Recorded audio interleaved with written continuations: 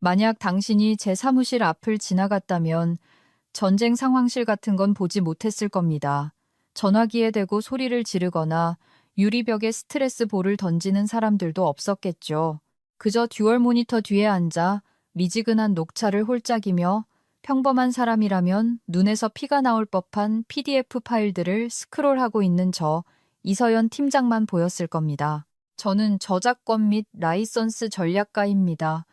지루하게 들리죠? 압니다. 저녁 회식 자리에서 자기 직업을 소개할 때 아무도 후속 질문을 하지 않길 바라며 대충 설명하는 그런 종류의 직업 같겠죠. 하지만 현실은 이렇습니다.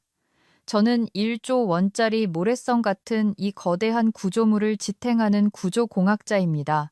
우리는 당시 프로젝트 메리디안에 6개월째 매달려 있었습니다. 중견 스트리밍 라이브러리 3곳을 하나의 거대한 플랫폼으로 합병하려는 대규모 콘텐츠 인수 합병건이었죠. 보도자료는 이미 초안이 작성되었습니다. 주가는 기대감에 들썩이고 있었고요. 모두가 화려한 헤드라인, 예상 수익, 가입자 증가 수치만 보고 있었습니다. 아무도 그 밑바닥의 지저분한 현실은 보지 못했죠. 수천 개의 파편화된 저작권 조항들, 1998년부터 이어진 지역 제한, 조금만 잘못 건드리면 만료되어 버리는 음악 싱크 라이선스들 말입니다. 그게 제 세상이었습니다. 저는 대서양만 한 크기로 엉킨 크리스마스 전구 뭉치를 풀어내는 사람이었습니다. 시체가 어디 묻혀 있는지 다 알고 있었죠. 왜냐하면 제가 그 무덤을 파고 사망 진단서에 서명한 당사자였으니까요. 우리가 인수하려는 모든 자산에는 포이즌필 조항, 즉 독소 조항이 들어 있었습니다. 특정 수기 부속 합의서로 무력화시키지 않으면 인수 전체를 날려버릴 수 있는 법적 지뢰들이었죠. 그리고 지난 5년 동안 그 폭탄을 해체하는 코드를 아는 사람은 저뿐이었습니다. 한국 기업 사회에서 사람들이 가치를 인식하는 방식은 참 재미있습니다. 그들은 단상 위에서 팔을 흔드는 사람만 봅니다. 그 사람이 리더하고 생각하죠. 구석에서 깨알 같은 약관을 읽고 있는 여자를 보면 그저 보조 업무를 하는 사람이라고 생각합니다. 참고로 보조 업무를 하는 사람이 사실은 성문의 열쇠를 쥐고 있고 결국 그 성을 불태워버리는 이야기에 흥미가 있다면 구독과 좋아요를 눌러주세요. 칸막이 쳐진 사무실에서 대리만족이 필요한 분들에게 이 이야기가 널리 퍼지는 데 도움이 됩니다. 정말 1초면 됩니다. 자, 다시 박민준 대표가 몰고 올 대참사 이야기로 돌아가죠. 박민준은 이사회가 영입한 신임 CEO였습니다. 전임 대표가 너무 신중하다는 이유로 교체된 것이었죠. 박민준은 신중함과는 거리가 멀었습니다. 그는 제 첫 차보다 비싼 수트를 입고 샌다루드 향수와 근거 없는 자신감을 풍기는 전직 투자은행가, 이비 출신이었습니다. 그는 복제권과 동기화권의 차이조차 모르는 사람이었죠. 하지만 그는 건치 32개를 모두 드러내며 웃는 법은 알고 있었습니다. 제가 박민준을 처음 만났을 때 그는 노크도 없이 제 사무실로 걸어 들어와 제 책상 모서리, 그것도 민감한 기밀 유지 협약서 더미 위에 엉덩이를 걸치고 앉았습니다. 마치 청소 도구함을 검사하러 온 사람처럼 사무실을 둘러보더군요. 그래서 이 팀장, 그가 제 직함을 대충 부르며 말했습니다. 당신이 그 컴플라이언스 준법 감시 담당이지? 저는 천천히 돋보기를 벗었습니다. 저는 권리 및 전략 라이선싱 본부장 이서연입니다, 대표님. 그래. 컴플라이언스. 들어봐. 메리디안 프로젝트 타임라인을 보고 있는데 여기 IP 지식재산권 클리어런스 검토 기간으로 사주를 잡아놨더군. 이건 없애야 해. 분기 끝나기 전에 딜을 닫아야 하니까 3일로 줄여. 저는 그를 빤히 쳐다봤습니다. 농담이 아니더군요. 그는 3개국 정부 변호사들과 협상해야 하는 법적 절차를 마치 5,000원 더 내면 빨리 오는 배달앱 주문처럼 생각하고 있었습니다. 대표님, 저는 칼을 든 어린아이를 달래는 듯한 차분한 목소리로 말했습니다. 클리어런스를 서두르면 부채를 떠안게 됩니다. 특히 90년대가요, 마스터 레코딩 권리가 문제입니다. 웨이버 권리 포기각서 없이 지배구조 변경 조항을 건드리면 콘텐츠는 잃고 빚만 남게 됩니다. 최소 4주가 필요합니다.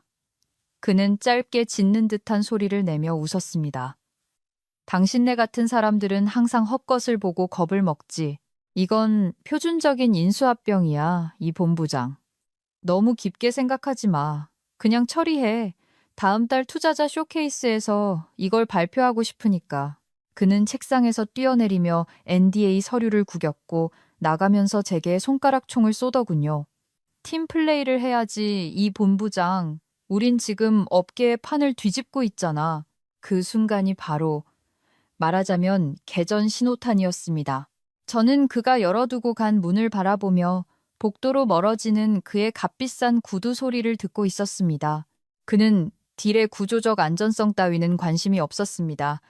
건물이 무너지기 전에 테이프 커팅식만 하고 싶었던 거죠. 저는 다시 모니터를 봤습니다.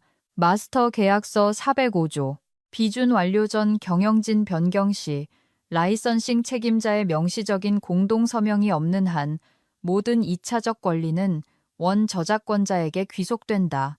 그 라이선싱 책임자, 즉 저 이서연의 서명이 필요하다는 걸 박민주는 몰랐습니다. 그는 자신의 혁신이라는 거대한 건물의 기초가 아직 제가 하지 않은 서명 위에 놓여 있다는 사실을 몰랐습니다. 그는 저를 과속 방지턱 정도로만 생각했습니다. 제가 다리가 강물로 무너져 내리는 것을 막고 있는 유일한 버팀목이라는 건 꿈에도 모른 채 말이죠. 저는 차를 들었습니다. 차갑게 식어 있었지만 그냥 마셨습니다. 그가 1조 원을 걸고 치킨 게임을 하고 싶다면 제가 먼저 핸들을 꺾을 생각은 없었습니다. 저는 바탕화면에 새 폴더를 만들고 이름을 보험이라고 지었습니다. 저에 대한 지우기는 한 번에 일어난 게 아니었습니다. 마치 방안을 채우는 일산화탄소처럼 느리고 질식할 듯 다가왔죠. 처음에는 회의 초대장이었습니다. 5년 동안 참석해왔던 주간 전략회의가 갑자기 제 캘린더에서 사라졌습니다. 박민준의 수행비서에게 물었더니 그녀는 안락사를 앞둔 강아지를 보듯 동정어린 눈빛으로 말했습니다. 아, 박 대표님께서 그 회의들은 수익 창출 부서 위주로 진행해야 한다고 하셨어요. 서류 작업 관련 질문이 있으면 나중에 알려주신대요. 서류 작업이라니. 회사가 소송으로 공중분해되는 걸 막고 있는 법적 프레임워크를 그는 그렇게 불렀습니다. 그리고 부서 명칭 변경이 이어졌습니다.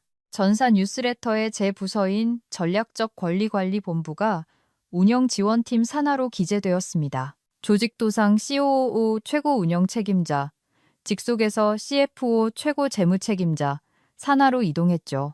우리의 권한을 박탈하고 예산 엑셀 파일의 한 줄짜리 항목으로 격화시키는 은밀한 좌천이었습니다. 하지만 진짜 모욕, 제 피를 액체 질소처럼 차갑게 만든 건 바로 프레젠테이션 자료덱이었습니다. 투자자 쇼케이스는 우리 회계연도의 슈퍼볼과 같았습니다. 기관 투자자, 사모펀드 하이에나들, 문자 한 통으로 시장을 움직이는 거물들에게 프로젝트 메리디안을 공개하는 자리였으니까요. 몇 달 동안 저는 프레젠테이션의 리스크 및 자산 섹션을 준비해왔습니다. 완벽했습니다. 색상별로 구분된 리스크 평가와 완화 전략이 담긴 40장짜리 철통 같은 실사 보고서였죠. 우리가 단순히 콘텐츠를 사는 게 아니라 난공불락의 독점권을 사는 것임을 증명하는 자료였습니다. 쇼케이스 2주 전 유럽 배급권 관련 수치를 업데이트하려고 공용 드라이브에 접속했습니다. 제 파일이 사라져 있었습니다. 그 자리에는 메리디안 피치 최종 VE, 박민준 PPTX라는 파일이 있었습니다. 파일을 열어보았습니다. 제가 분석한 40장의 슬라이드는 단 3장으로 대체되어 있었습니다. 그 3장은 TV를 보며 웃고 있는 가족들의 스톡 사진과 시너지, 마찰 없는 생태계, 무한한 확장 같은 것만 번지르르한 유행어들로 도배되어 있었죠. 라이선스 만료에 대한 언급도 지역 잠금에 대한 언급도 없었습니다. 가장 위험한 것은 우리가 전체 카탈로그에 대해 100% 전 세계 영구 권리를 보유하고 있다고 주장하는 슬라이드였습니다. 우리는 100% 전 세계 영구 권리가 없었습니다. 제가 아직 하지 않은 서명이 완료되어야 조건부로 약 60%의 권리를 가질 뿐이었죠. 이 슬라이드는 단순한 낙관론이 아니라 사기였습니다. 저는 윙윙거리는 에어컨 소리를 들으며 멍하니 화면을 응시했습니다. 손이 전화기 위를 배회했습니다. 법무팀에 전화해야 하나? 이사회에 알려야 하나? 저기 팀장님. 뒤를 돌아보니 최지은 사원이었습니다. 똑똑하지만 겁이 많은 주니어 사원이었죠. 그녀는 태블릿을 방패처럼 가슴에 꼭 껴안고 있었습니다. 무슨 일이야? 지은 씨? 방금 박 대표님 리허설을 보고 왔는데요. 그녀는 누가 들을까봐 복도를 살피며 속삭였습니다. 피칭 연습 중이신데 발표 일정에서 팀장님 이름을 뺐어요. 목덜미에 서늘한 소름이 돋았습니다. 난 IP 섹션 키노트 발표자야. 클라이언트 법무팀에서 특별히 나를 지목했는데 알아요. 최 사원이 눈을 크게 뜨며 말했습니다. 박 대표님이 팀장님은 너무 기술적인 이야기만 한다고 분위기를 깬다고 하셨어요. IP 섹션도 직접 발표하시겠대요. 그 사람은 IP 섹션 내용을 전혀 몰라. 제가 위험할 정도로 차분한 목소리로 말했습니다. 그 사람은 퍼블릭 도메인 공유, 저작물이 강남에 있는 클럽 이름인 줄 아는 사람이라고 최 사원이 움찔했습니다. 자료를 잠그라고 지시하셨어요. 본인 외에는 아무도 수정하지 못하게 하라고. 구시대 인물들은 비전을 이해 못한다고 하셨어요. 구시대 인물이라니. 저는 42이었습니다.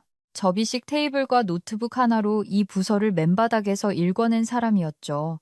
고마워요, 지은 씨. 제가 조용히 말했습니다. 이 얘기 나한테 안 한 걸로 해. 가서 일 봐요.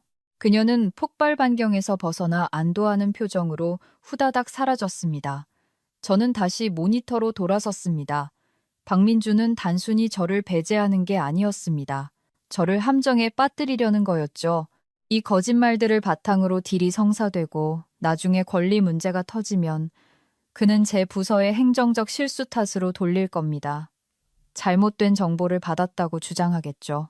그는 보너스를 챙길 것이고 저는 소환장을 받게 될 겁니다.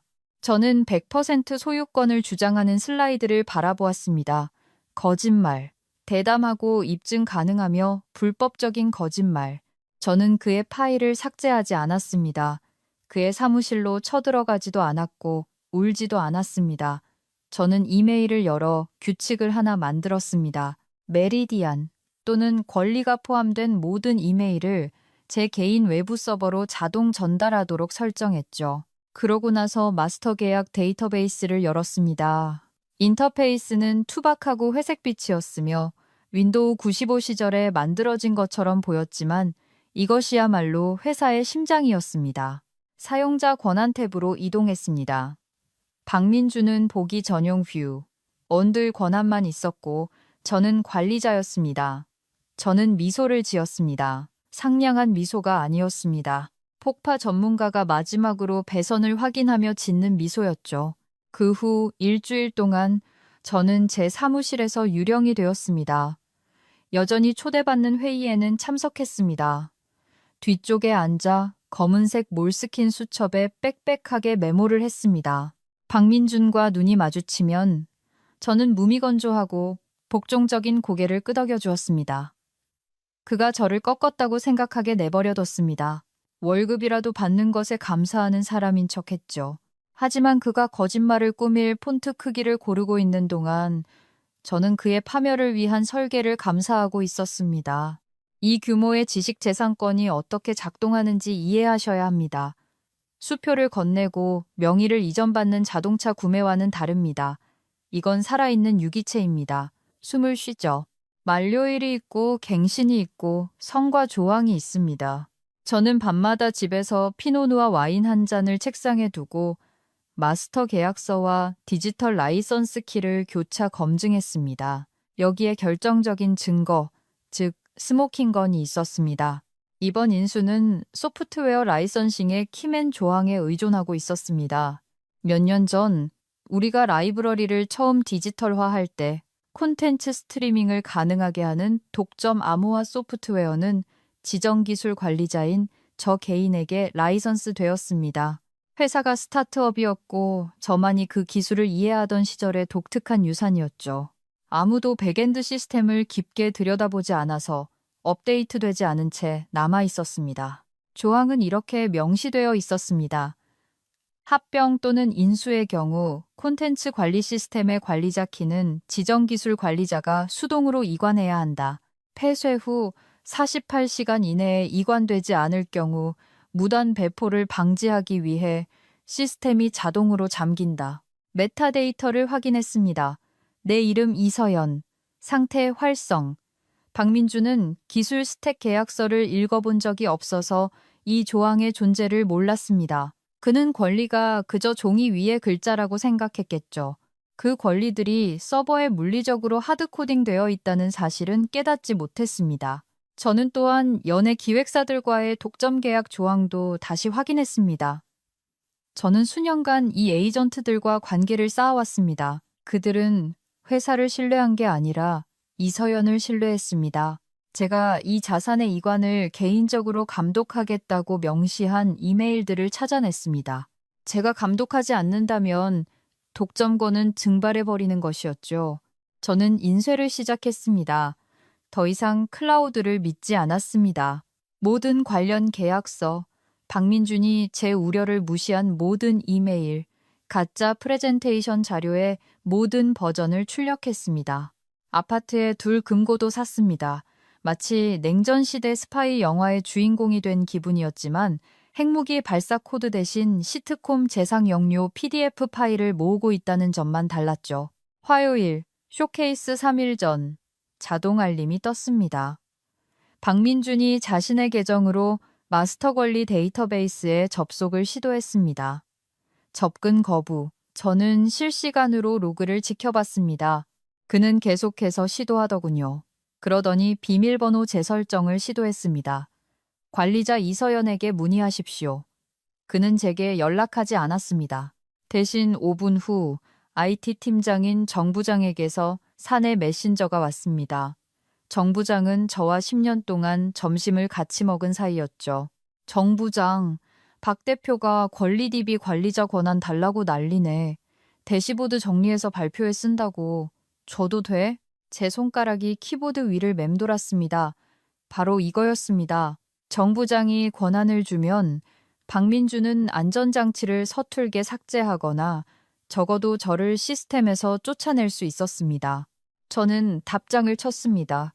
나 사내 규정 4.2 2조에 따르면 책임보험 문제로 인해 관리자 접근 권한은 공인 IP 취급 자격증이 필요해.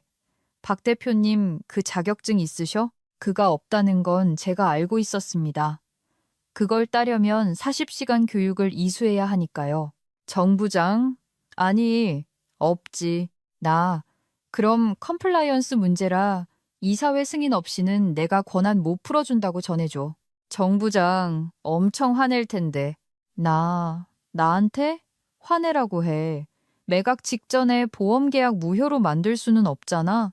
정 부장, 맞는 말이네. 요청 거절함. 의자에 등을 기대고 앉았습니다. 방금 문을 용접해버린 셈이었습니다. 박민주는 눈 멀고 귀 먹은 채 거짓말로 가득 찬 파워포인트와 곧 엄청난 대가를 치르게 될 미소만 가지고 그 회의실로 들어가게 될 겁니다. 덫은 설치되었습니다. 이제 덫이 닫힐 때 제가 그 방에 있기만 하면 되었습니다. 우주는 참 묘하게도 중력이 멈췄다고 생각하는 바로 그 순간에 균형을 맞춥니다. 투자자 쇼케이스 이틀 전 제 전화기가 울렸습니다. 내선 번호가 아니었습니다. 2로 시작하는 서울 번호, 아니 국제전화 코드였습니다. 여보세요? 이서연입니다. 사무적인 목소리로 받았습니다. 이 본부장, 옴니그룹의 법률 고문강 전무입니다. 옴니그룹. 이번 쇼케이스의 리드 투자자이자 이 서커스 전체에 이 영억 원을 쏟아붓는 사람들이었죠. 강 전무는 상어였지만 바다를 존중할 줄 아는 상어였습니다. 우리는 계약 문구를 두고 몇 달간 씨름했고 서로에 대한 건조한 존경심을 가지고 있었습니다. 안녕하세요, 강 전무님. 무슨 일로 전화 주셨나요? 수정안은 마무리된 걸로 아는데요. 그렇지. 강 전무가 굵고 진지한 목소리로 말했습니다. 그런데 목요일 서울 쇼케이스 안건을 보고 있는데 말이야. 박 대표가 발표를 주도한다고 되어 있더군. 이 본부장 이름이 안 보여. 맞습니다. 씁쓸함이 묻어나지 않도록 조심하며 대답했습니다. 박 대표님이 이 단계에서는 더 높은 수준의 개요 설명이 적절하다고 판단하셨습니다. 우린 높은 수준의 개요를 사려는 게 아니야. 이 본부장. 우린 권리 라이브러리를 사는 거라고. 강 전무는 애둘러 말하지 않았습니다. 나는 아시아 시장의 2차적 저작물 조항과 레거시 싱크 문제에 대해 질문할 게 있어. 박 대표는 파생 조항이랑 전용 메뉴판도 구별 못하는 사람이잖아. 내가 물어보면 땀이나 뻘뻘 흘리면서 거짓말이나 하겠지. 난 거짓말 듣는 거 딱 질색이야. 이해합니다, 전무님. 5분 뒤에 박 대표한테 전화할 거야. 강 전무가 계속했습니다. 우리 팀이 거기까지 날아가는데 자네가 IP 실사 발표를 안 하면 계약 안 한다고 할 거야. 협상 불가야. 자네가 그 무대에 없으면 우린 서명 안 해. 알겠나? 가슴속에 뜨거운 것이 퍼졌습니다. 기쁨은 아니었습니다. 잃어버린 소총을 되찾은 군인이 느낄 법한 비장한 만족감이었죠. 알겠습니다. 좋아. 서울에서 보지. 갑옷 챙겨 입고 와, 이 본부장. 전화가 끊겼습니다. 10분 후 박민준이 제 사무실로 들이닥쳤습니다. 레몬을 통째로 삼킨 듯한 표정이더군요. 계획이 좀 바뀌었어. 그가 제 눈을 피하며 쏘아붙였습니다. 옴니 쪽 팀이 법적인 세부 사항에 대해 깊이 알고 싶어 하네. 집요한 사람들이야. 그래서 당신한테 딱 5분 주겠어. 딱 5분이야, 이 팀장. 물론이죠, 대표님. 의자를 돌려 그를 마주보며 말했습니다. 대표님, 슬라이드 쓸까요? 그 소유권 100%라고 되어 있는 거요. 그의 눈동자가 불안하게 흔들렸습니다. 그래, 대본대로 해. 예외사항 같은 걸로 지루하게 만들지 말고 그냥 확신을 심어줘. 비전을 팔라고. 비전을 팔라 제가 반복했습니다. 그리고 이 팀장. 그가 몸을 숙이자 그의 진한 향수 냄새가 차 냄새를 덮어버렸습니다. 망신시키지 마. 이건 내 딜이야. 당신은 그냥 박스 체크하러 온 거라고. 완벽하게 이해했습니다. 그날 밤 저는 집에 가서 잠을 자지 않았습니다. 서성이지도 않았습니다. 아일랜드 식탁에 앉아 노트북을 켰습니다. 프레젠테이션 파일을 열었습니다. 서버에 있는 박민준의 마스터 파일은 수정할 수 없었습니다. 그가 잠가버렸으니까요. 기억하시죠? 하지만 제 파일은 만들 수 있었습니다. 저는 새로운 덱을 만들었습니다. 화려하지 않았습니다. 흰 배경에 검은 글씨. 잔인할 정도로 사실적이었습니다. 그것은 박민준의 거짓말에 대한 법의학적 부검 보고서였습니다. 슬라이드 한 장 한 장이 말이죠. 슬라이드 1. 소유권의 실체. 슬라이드 2. 500억 원 규모의 부채 구멍. 슬라이드 3. 라이선싱 키 트리거. 저는 이 파일을 은색 USB 드라이브에 저장해 열쇠고리에 달았습니다. 그리고 연습했습니다. 거울을 보며 제 얼굴을 관찰하면서 리허설을 했습니다. 목소리에서 감정을 모두 제거했습니다. 분노도, 비꼬는 말투도 없이 오직 데이터만 남겼습니다. 저는 그들의 무능함을 그대로 비추는 거울이 되어야 했습니다. 쇼케이스 전날 밤, 저는 서울 시내 호텔방 발코니에 서서 도시의 불빛을 바라보았습니다.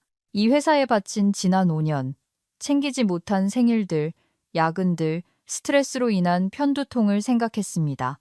박민준이 저를 컴플라이언스 아가씨라고 불렀던 것을 생각했습니다. 저는 더 이상 회사를 구하기 위해 이러는 게 아니었습니다. 제 평판을 지키기 위해서였습니다. 만약 제가 그 무대에서 그의 거짓말을 앵무새처럼 따라한다면 저는 공범이 됩니다. 진실을 말한다면 배신자가 되겠죠. 권리와 라이선스의 세계에서 배신이란 없습니다.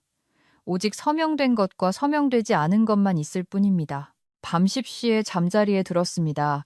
아기처럼 푹 잤습니다. 컨퍼런스 룸은 45층에 있었고 마치 우주선처럼 서울의 스모그 위로 떠 있었습니다. 한쪽 벽은 전면 유리로 되어 있어 도시의 전경이 한눈에 들어왔지만 아무도 밖을 보지 않았습니다. 실내 공기는 정화되어 있었고 가죽 의자 냄새, 간 내린 커피 향, 그리고 불안감으로 가득 차 있었습니다. 긴 마호가니 테이블 중앙에는 옴니 그룹 팀이 앉아 있었습니다. 강 전무는 화강암을 깎아 만든 조각상처럼 보였고 그 양옆에는 무서운 속도로 노트북 타자를 치는 주니어 어소시에이트 3명이 있었습니다. 우리 쪽에는 박민준 CFO 별 볼 일 없는 상무 2명, 그리고 제가 있었습니다. 저는 테이블 가장 끝에 앉아 닫힌 노트북 위에 손을 모으고 있었습니다. 저는 유리를 베어버릴 만큼 날카로운 차콜색 정장을 입고 있었습니다. 박민준을 쳐다보지 않았습니다. 투자자들을 보았죠. 박민준은 상석에 서서 슬라이드를 넘기고 있었습니다. 그는 완전히 영업 모드였습니다. 활기차고 열정적이었으며 셔츠가 살짝 젖을 정도로 땀을 흘리고 있었습니다. 우리는 패러다임의 전환을 보고 있습니다. 박민준이 로켓이 발사되는 그림이 있는 슬라이드를 가리키며 말했습니다. 농담이 아니라 진짜 클리바트 로켓 그림이었습니다. 프로젝트 메리디아는 단순한 인수가 아닙니다. 미디어 환경의 식민지화입니다. 우리는 이 수직적 시장에서 점유율 100%를 가져올 겁니다. 강전무는 눈 하나 깜짝하지 않았습니다. 그저 펜으로 노트를 톡톡 두드릴 뿐이었죠. 그럼 IP는? 강전무가 박민준의 독백을 자르고 물었습니다. 기적 원리, underlying rights 말입니다. 카탈로그가 파편화되어 있다는 소문을 들었는데 잡음일 뿐입니다. 박민준이 손을 휘휘 저으며 말했습니다. 경쟁사들이 퍼뜨리는 헛소리죠. 우리는 완벽한 통제권을 가지고 있습니다. 하지만 제 말만 믿지는 마십시오. 여러분께 확신을 드리기 위해 우리 기술 전문가, 이 팀장을 데려왔으니까요. 그는 마치 마술사의 조수를 소개하듯 저를 가리켰습니다. 이 팀장, 클리어런스 통계 좀 간단히 설명해 주지? 아주 핵심만 말이야. 방 안의 모든 시선, 20개의 눈동자가 제게 쏠렸습니다. 저는 일어섰습니다. 연단으로 걸어나가지 않았습니다. 테이블 끝 제자리에 그대로 서 있었습니다. 노트북을 프로젝터에 연결하지도 않았습니다. 화면은 필요 없었으니까요. 감사합니다, 대표님. 제 목소리는 조용했지만 음향 설계가 완벽한 회의실 안에서는 종소리처럼 울려 퍼졌습니다. 우선 완벽한 통제권의 정의를 명확히 하는 것이 중요할 것 같습니다. 박민준의 미소가 살짝 흔들렸습니다. 숫자만 말해, 이 팀장. 숫자는 다음과 같습니다. 제가 계속했습니다. 메리디안 인수 목록에 있는 12연계의 자산 중 500개는 현재 제3자 담보가 설정되어 있습니다. 또 다른 3연계는 유럽과 중국 배급을 제외하는 지역 제한이 걸려 있습니다. 우리의 핵심 성장 목표 시장 2곳이죠. 옴니 측의 타이핑 소리가 멈췄습니다. 침묵은 갑작스럽고 난폭했습니다. 게다가 저는 강전무와 눈을 맞추며 말했습니다. 100% 영구 권리라는 슬라이드는 사실과 다릅니다. 마스터 계약서에 따르면 특정 웨이버 서명 없이는 지배구조 변경 시 모든 권리가 원작자에게 귀속됩니다. 그리고 그 웨이버들은 아직 서명되지 않았습니다. 박민준의 얼굴이 태닝된 피부색에서 병적인 회색으로 변했습니다. 이 팀장 경고조의 목소리가 섞여 나왔습니다.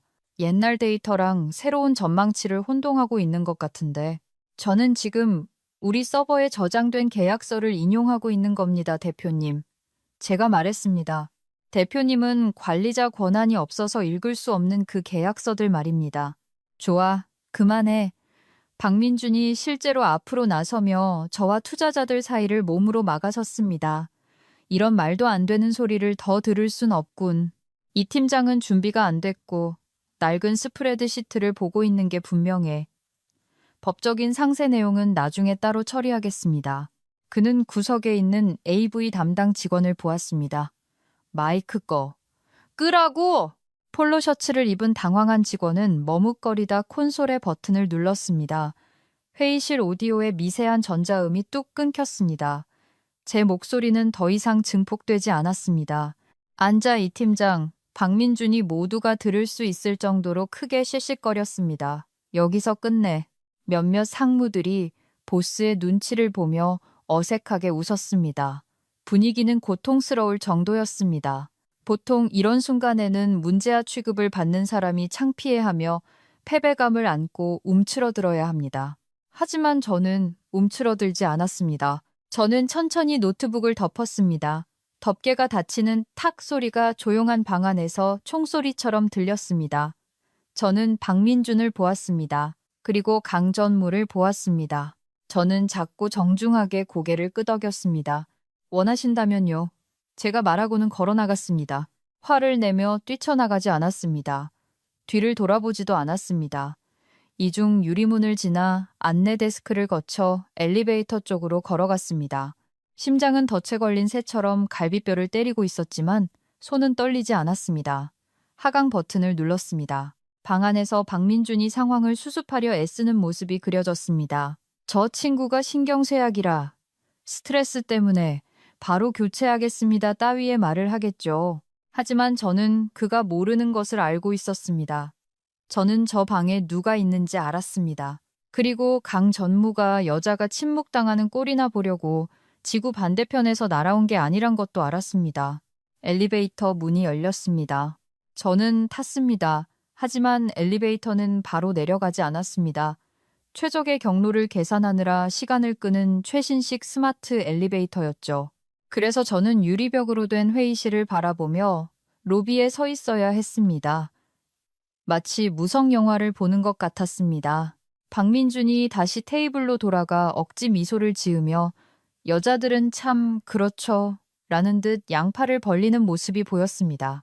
그는 화면을 가리키며 분위기를 되살리려 했지만 아무도 화면을 보고 있지 않았습니다. 강전무가 천천히 일어나는 게 보였습니다. 그는 박민준을 보지 않았습니다. 제가 앉아있던 빈 의자를 보고 있었습니다.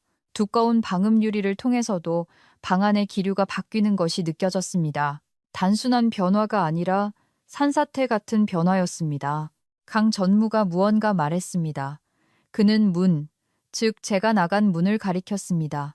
박민준이 얼어붙었습니다. 500만 원짜리 수트를 입은 사슴이 헤드라이트 불빛을 받고 곧 로드킬 당하기 직전의 표정이었습니다. 그때 강 전무가 서류 가방에서 폴더를 하나 꺼냈습니다. 제가 알아봤습니다. 몇 주 전 제가 그에게 보낸 진짜 실사 보고서였습니다. 그가 그것을 마호가니 테이블 위에 내리쳤습니다. 쿵 하는 소리가 들리는 듯 했습니다. 다른 투자자들도 일어섰습니다. 도미노 효과였습니다. 양복쟁이 1명, 또 1명, 그리고 또 1명. 그들은 휴대폰을 확인하는 게 아니라 짐을 싸고 있었습니다. 박민준은 이제 미쳐 날뛰고 있었습니다. 그가 투자자의 팔을 붙잡는 게 보였습니다. 절대 해서는 안 될 짓이죠.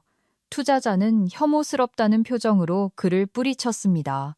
그때 회의실의 육중한 유리문이 벌컥 열렸습니다. 이 본부장, 강 전무였습니다. 그는 오리 새끼들처럼 뒤따라 나오는 당황한 상무들을 무시하고 로비로 성큼성큼 걸어 나왔습니다. 박민준이 그 바로 뒤에 있었는데 얼굴이 붉게 달아올라 공포에 질려 있었습니다. 강 전무님, 제발요. 저 여자는 불만 품은 직원일 뿐입니다. 박민준이 삑살이 나는 목소리로 애원했습니다.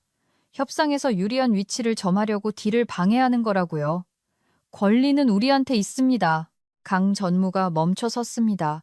그는 박민준을 향해 돌아섰습니다. 그는 키가 큰 사람이었고 그 위압감을 10분 활용했습니다. 마이크를 껐지. 강 전무가 낮고 위험한 목소리로 말했습니다. 이 건물 전체에서 당신이 팔려는 자산을 이해하는 유일한 사람을 진실을 말했다는 이유로 입을 막았어. 거짓말이었습니다. 박민준이 비명을 질렀습니다. 그 자료. 제가 그 여자 자료 가지고 있어요. 그리고 난 당신 걸 가지고 있지.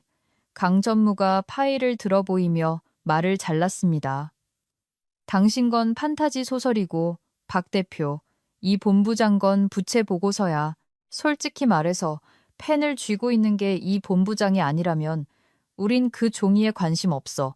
강 전무가 제게 몸을 돌렸습니다. 로비는 쥐 죽은 듯 조용했습니다. 안내 데스크 직원도 타이핑을 멈췄습니다. 마침내 엘리베이터가 딩 하고 울리며 제 뒤에서 문이 열렸습니다. 이 본부장, 강 전무가 말했습니다. 당신이 나가는 거라면 우리도 같이 나갑니다. 저는 박민준을 보았습니다. 그는 거칠게 숨을 몰아쉬고 있었고 인중에는 땀방울이 맺혀 있었습니다. 그는 작아 보였습니다. 저는 휴직입니다, 강 전무님. 제가 차분하게 말했습니다. 즉시 효력 발생합니다. IP 이관에 관한 모든 문의는 라이선싱 책임자 대행에게 하시면 됩니다. 저는 박민준을 가리켰습니다. 암호화키 잘 찾아보세요, 대표님. 256비트 암호라 좀 힘들 겁니다. 유튜브에 무차별 대입 공격 튜토리얼이 있던 것 같던데. 저는 엘리베이터에 탔습니다. 강 전무는 제게 비장한 고개를 끄덕여 보였습니다. 마치 적을 처치한 후 전사끼리 나누는 인사 같았습니다. 문이 닫힐 때 제가 마지막으로 본 것은 떠나는 투자자들에게 둘러싸여 아무것도 없는 허공을 향해 레이저 포인터를 들고 서 있는 로비에 홀로 남겨진 박민준의 모습이었습니다. 내려가는 40초는 제 인생에서 가장 평화로운 40초였습니다. 우버 택시가 제 아파트 단지에 도착했을 때쯤 휴대폰이 너무 심하게 진동해서 부서지는 줄 알았습니다. 박민준에게서 온 부재중 전화 17통, 인사팀에서 4통, 이사로 추정되는 모르는 번호 12통, 그리고 최지은 사원에게서 온 문자 하나. 대박! 박 대표님 의자 집어던짐. 진짜 의자요. 아파트에 들어와 힐을 벗어던지고 남은 피노누아 와인을 따랐습니다. 불은 켜지 않았습니다. 창가에 앉아 서울의 교통체증을 내려다보며 휴대폰을 방해 금지 모드로 돌렸습니다. 그리고 마지막으로 노트북을 열어 부재중 자동 응답 메일을 설정했습니다. 제목, 자동 회신, 본문, 현재 무기한 휴직 중입니다. 프로젝트 메리디안 IP 클리어런스 및 전략적 라이선싱 관련 모든 사안은 박민준 대표에게 문의하시기 바랍니다. 참고, 중앙관리 데이터베이스의 관리자 접근 권한은 지정기술 관리자에게 있습니다. 자격증명 이관에 대해서는 고용계약서에 지배구조 변경 조항을 참조하십시오. 저장을 눌렀습니다. 후폭풍은 예상보다 빨랐습니다. 보통 기업의 재앙은 며칠에 걸쳐 나타나는데 이번 건은 몇 시간 만에 터졌습니다. 다음 날 정오쯤 되자 업계 뉴스 블로그들이 소식을 다루기 시작했습니다. 헤드라인 메리디안 딜 붕괴, CEO가 핵심 임원 입막음 후 투자자들 이탈, 버라이어티, 2억원 규모 인수, 사라진 키 때문에 중단. 알고 보니 박민준은 제가 떠난 직후 시스템에 접속하려고 시도했더군요. 그는 정 부장에게 전화를 걸어 소리를 질렀습니다. 정 부장은 착하게도 보험 약관을 그대로 읊어주었죠. 제가 물리적으로 로그인해서 이관 프로토콜을 시작하지 않으면 시스템은 방어 모드로 들어갑니다. 데이터베이스가 잠긴 것이죠. 그들이 팔려고 했던 실제 영화와 쇼 콘텐츠 라이브러리가 암전되었습니다. 서버는 잠재적인 적대적 탈취 시도 아이러니하게도 박민준이 하고 있던 짓이죠. 를 감지하고 외부 링크를 끊어버렸습니다. 전 세계에 시연 중이던 플랫폼에는 이제 4,004에러만 표시되고 있었습니다. 박민준은 홍보팀을 동원해 반격에 나섰습니다. 그는 제가 중대한 항명과 데이터 인질극 시도로 해고되었다는 성명을 발표했습니다. 법적 조치도 위협했죠. 그게 그의 실수였습니다. 계약서를 쓴 사람에게 법적 조치를 위협하면 안 되죠. 3년 전 협상 테이블에서 만난 상어 같은 제 개인 변호사가 이사회에 간단한 편지 한 통을 보냈습니다. 전임 이사회가 서명한 원본 기술관리자 합의서를 첨부했죠. 거기에는 관리자저가 자산의 무결성이 훼손되었다고 판단할 경우 키를 보류할 권리가 있다고 명시되어 있었습니다. 박민준은 투자자들에게 거짓말을 함으로써 무결성을 훼손했습니다. 저는 법적으로 그를 차단할 의무가 있었던 겁니다. 저는 3일 동안 원예를 하며 보냈습니다. 수국을 심고 다육식물 분갈이를 했습니다. 이메일은 확인하지 않았습니다. 차를 마셨습니다. 휴대폰을 볼 때마다 박민준의 음성 메시지 톤이 바뀌어 있었습니다. 1일차, 분노, 전화 받아, 아니면 소송 걸어서 알거지로 만들어버릴 거야. 2일차, 협상, 이 팀장, 우리 해결할 수 있잖아. 그냥 와서 서버 좀 풀어줘. 3일차, 절망. 제발, 주가가 15%나 빠졌어. 나 잘린다고. 그냥 비밀번호만 알려줘. 저는 끝까지 듣지도 않고 삭제했습니다. 저는 회사를 인질로 잡은 게 아니었습니다. 그저 규칙을 따랐을 뿐입니다. 그리고 제 경력에서 처음으로 규칙은 그들이 아니라 저를 위해 작동하고 있었습니다. 월요일 아침 다시 정장을 입었습니다. 차콜색이 아닌 권위에 새긴 네이비 블루 정장이었죠. 저는 회사로 가지 않았습니다. 청담동에 있는 한강이 보이는 카페로 갔습니다.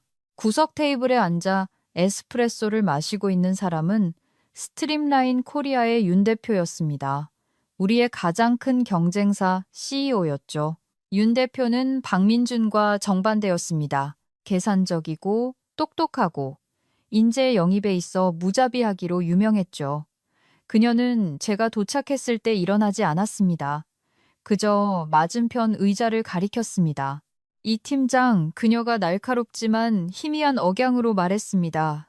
상당한 소동을 일으켰더군요. 박 대표가 일주일 사이에 10년은 늙어 보이던데요. 기대치를 관리하는 건 참 어려운 일이죠. 제가 자리에 앉으며 말했습니다. 윤 대표는 커피를 한 모금 마셨습니다. 내 소식통에 의하면 메리디안 딜은 죽었어요. 옴니그룹이 오늘 아침 텀시트를 철회했다더군요. 또 듣자 하니 윤 대표가 제 눈을 똑바로 응시하며 말을 이었습니다. 그 라이브러리의 라이선싱 아키텍처를 실제로 이해하는 사람은 당신뿐이고 당신 없이는 그 라이브러리가 그저 디지털 소음에 불과하다던데 저는 가방에서 종이 한 장을 꺼냈습니다. 이력서가 아니었습니다. 지난 6개월 동안 제 머릿속에서 구상한 새로운 라이선싱 프레임워크의 도식화된 차트였습니다. 모두가 불가능하다고 했던 국가 간 권리 문제를 해결한 것이었죠. 저는 그들에게 IP를 넘기지 않았습니다. 윤 대표님, 제가 말했습니다. 이 방법론, 클리어런스 엔진의 구조적 로직, 그건 제 지식재산입니다. 제가 회사에 사용권을 줬던 거죠. 그 라이선스는 제 고용 종료와 함께 만료되었습니다. 윤 대표가 눈썹을 치켜 올렸습니다. 그녀는 종이를 집어들었습니다. 10초 동안 훑어보았습니다. 그리고 미소를 지었습니다. 진심 어린 미소였습니다. 그들이 존재하는지도 몰랐던 의존성을 만들어냈군요. 안전망을 만든 겁니다. 제가 정정했습니다. 그들이 그걸 올가미로 바꾼 거고요. 윤 대표는 종이를 내려놓았습니다. 그들의 라이브러리는 사고 싶지 않아요. 이 팀장. 이제 독성 자산이 됐으니까. 하지만 그 설계자는 사고 싶군요. 우린 새로운 글로벌 티어를 구축 중입니다. 최고 전략 책임자가 필요해요. 파트너로요. 제가 말했습니다. 지분 파트너, 그리고 제 법무팀도 데려갑니다. 윤 대표는 주저하지 않았습니다. 손을 내밀었습니다. 좋아요. 우리는 악수했습니다. 단단하고 진짜 악수였습니다. 그날 오후, 저는 이사회에 공식 사직서를 보냈습니다. 딱 2문장이었습니다. 이사회 귀중, 본인은 고용관계 종료에 따라 즉시 사임합니다. 이서연 클리어런스 프로토콜에 대한 사용 라이선스는 이로써 취소됩니다. 이서연 드림, 저는 아무것도 훔치지 않았습니다. 해킹도 하지 않았습니다. 그저 제 공을 가지고 집으로 갔을 뿐입니다. 그 공이 하필이면 그들 차의 엔진이었다는 건 제 알 바 아니었죠. 메리디안 딜의 붕괴는 장관이었습니다. 서서히 새는 게 아니라 구조적인 붕괴였죠. 클리어런스 프로토콜 없이는 책임보험이 무효가 되었습니다. 보험 없이는 은행 대출이 막혔고 주가는 일주일 만에 40% 폭락했습니다. 저는 스트림라인의 새 사무실에 앉아 있었습니다. 더 넓었고 한강뷰였으며 가장 중요한 건 문을 잠글 수 있다는 점이었습니다. 전화가 울렸습니다. 강 전무였습니다. 새 자리 축하하네. 그가 말했습니다. 스트림라인이라 잘 어울려. 감사합니다, 전무님. 안정적인 곳이에요. 우린 자본을 투자할 새로운 곳을 찾고 있어. 강 전무가 평상시 말투로 말했습니다. 박 대표 배는 가라앉고 있으니까 선장이 제대로 된 배가 필요해. 윤 대표 말로는 자네가 거기 권리부서를 총괄한다던데. 그렇습니다. 그럼 관심이 가는군. 우리 팀 시켜서 텀시트 보내라고 하겠네. 하지만 이 본부장. 네? 발표는 자네가 직접 하게. 저는 웃었습니다. 당연하죠. 박민준에 대해서는 2주 뒤 스트림라인으로 제가 채용한 IT팀 정부장에게서 마지막 이사회 소식을 들었습니다. 박민준은 퇴직금 패키지를 기대하며 회의실로 들어갔다더군요. 하지만 그가 들어간 곳은 처형장이었습니다. 이사회는 그에게 딱 한 가지 질문만 했습니다. 왜 마이크를 껐나? 그는 저를 탓하려 했고, 시장을 탓하려 했고, 분위기 탓을 하려 했지만 아무도 듣지 않았습니다. 투자자들이 그를 떠났습니다. 이제는 이사회가 그를 떠날 차례였죠. 그들은 귀책 사유로 그를 해고했습니다. 황금 낙하산거에게 퇴직금도 스톡 옵션도 없었습니다. 그저 종이 상자 하나 들고 경비원의 감시를 받으며 건물 밖으로 쫓겨났을 뿐입니다. 몇 달 후 링크드인에서 그가 자신을 비전 컨설턴트이자 구직 중으로 올려놓은 걸 봤습니다. 좋아요는 누르지 않았습니다. 댓글도 달지 않았습니다. 그냥 탭을 닫고 다시 일했습니다. 그는 침묵이 저를 공격할 수 있는 무기라고 생각했습니다. 제 목소리를 뺏으면 제가 사라질 거라고 생각했죠. 그는 계약의 세계에서 가장 위험한 것은 마이크에 대고 하는 말이 아니라는 걸 잊었습니다. 가장 위험한 것은 침묵 속에 쓰인 단어들, 읽지 않은 조항들, 보이지 않는 사람들입니다. 그는 제 마이크를 껐고 그럼으로써 제게 세상에서 가장 큰 확성기를 쥐어주었습니다. 우리는 어제 옴니그룹과 이 500억 원 규모의 딜을 체결했습니다. 제 펜으로 직접 서명했죠. 잘난 척하는 기업 임원이 깨알 같은 약관에 의해 무너지는 걸 보는 게 즐거우셨다면 아시죠? 추천, 구독 눌러주세요. 그리고 항상 약관을 꼼꼼히 읽으세요. 누가 썼는지 모르니까요. 인생에는 폭풍우가 치지만 잔잔한 물결도 있는 법입니다. 이 순간을 함께 해주셔서 감사합니다. 다음 영상에서 뵙겠습니다.